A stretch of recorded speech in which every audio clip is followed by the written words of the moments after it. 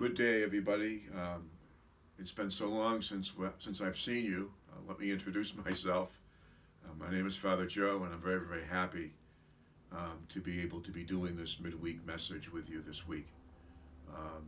As you know, I was quite ill during the month of December, and I would not wish it on anybody, but I'm just thrilled to be gradually and beautifully moving back to being a shadow of my former self.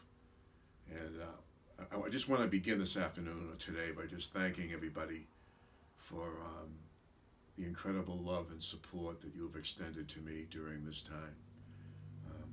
As I said during the Christmas Eve liturgy a couple weeks ago, it's been an incredible journey that I could never predict. It has brought me in touch with my humanity in a way that I have never been in touch with it before. Not only was it a physical challenge, and it was definitely that, because I had some pretty incredible symptoms, but it was also an emotional challenge. When you're lying in bed, as you know, you have a lot of time to think. Some people would say you have too much time to think. And I was thinking about you and all the people who I know have been praying for me and supporting me in so many ways. Just thinking about all of those who are much more seriously ill than I was, people who are in hospitals and on ventilators and with oxygen. And thanks be to God, it didn't go that far for me. And then those who have died, over 350,000 people in this country alone who have lost their lives. I just could not help but be in solidarity with them and their families and all of those who have been adversely affected by this. So I just want to thank you from the bottom of my heart. I am currently way behind on mail, and I have no idea if I'm going to be able to get personal thank you letters out or not this year. So I just want to thank everyone, no matter who you are, no matter where you live, whether you're living in this community of Westford, Littleton, or have been in past parishes where I have served. So many people have responded during this, and I just want to thank you from the bottom of my heart for your generosity, for your cards, for your gifts, and for the food and meals and what have you that you have dropped off here at the rectory. It has been a tremendous boost to Father Peter and to me. And sincere thanks to all of you from the bottom of our hearts for all that. It gave us and it gave me a boost at a time when we needed it the most. So thanks so very, very much. Hopefully in a short period of time we'll be back in the saddle soon and we'll be able to connect in person once again, but that won't be for a little bit. So we'll see how that goes. Secondly, I just want to reiterate something that I think I can speak to now from my own gut and personal experience. This is no joke. This is not a hoax, this virus or this coronavirus that we're all facing. This is very serious business. When I was really and truly at my lowest, I knew that I could have gone even lower. Doctors and nurses were telling me that. There were things that I had to monitor regularly, like my oxygen level especially. And they're all saying, it's fine now, but it could change in an instant. It's no different from life and the journey of life. So we need to take this seriously. The doctors and the nurses entrusted to my care have been absolutely extraordinary. I had a consult with them yesterday, and they are very, very happy with the progress that I've made, and I was able to share with them my extreme gratitude, especially for encouraging me when I was most fearful during this. On a very human level, they could not have been any more helpful. So I simply want to encourage all of us to really and truly take what the medical profession is trying to say and trying to do for the well-being of us all as seriously as we can.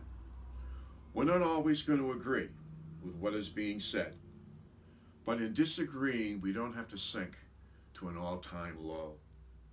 morally and ethically.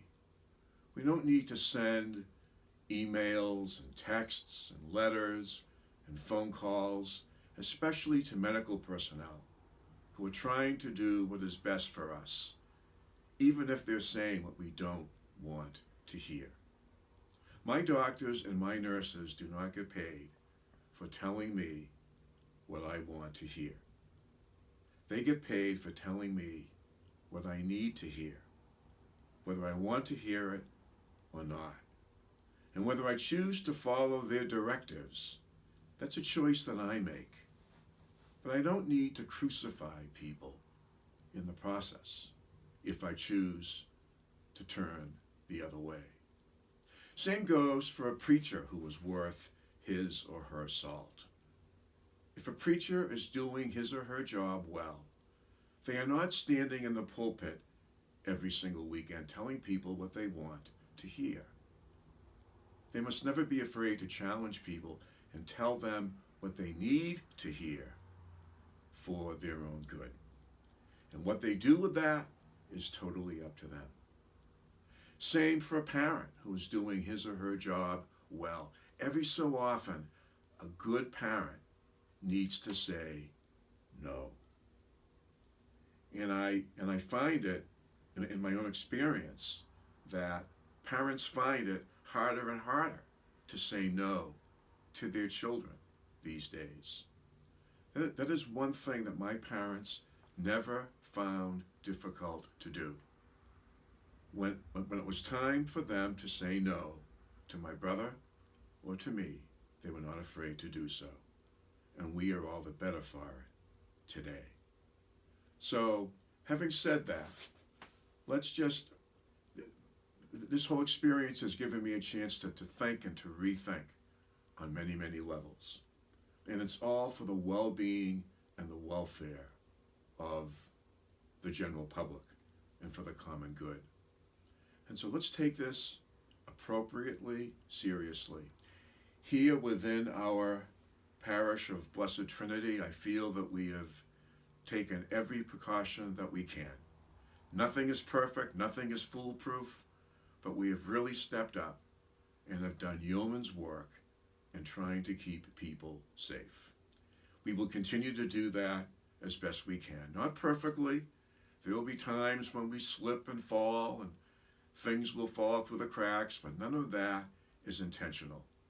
We're all trying to do our best for you. We are all trying to do our best for one another. I'm just thrilled to be able to be seen by you today. And I look forward to the day when I can see you and speak to you in person.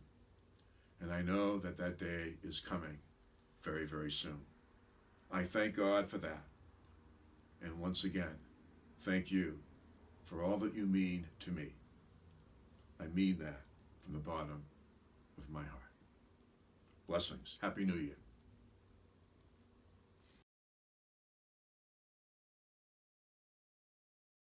Don't touch me. Just leave me. Put that on, Joe. I just did everything up. You don't destroy it. Oh, your hair?